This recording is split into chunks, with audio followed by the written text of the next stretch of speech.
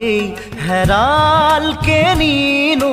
মোৰ চোতালৰে জোনাক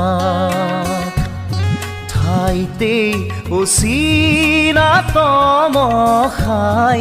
আগচিলেহি মোক হঠাতেই হেৰালকে নিনো মোৰ চোতালৰে জোনাক ঠাইতেই অচিনাতম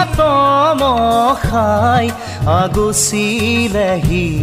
মোক খজল খজল চকু আঘাতে বেৰা বুকু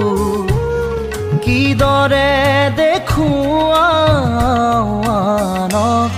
হঠাতেই হেৰালকে নিনো মোৰ চোতালৰে জোনাক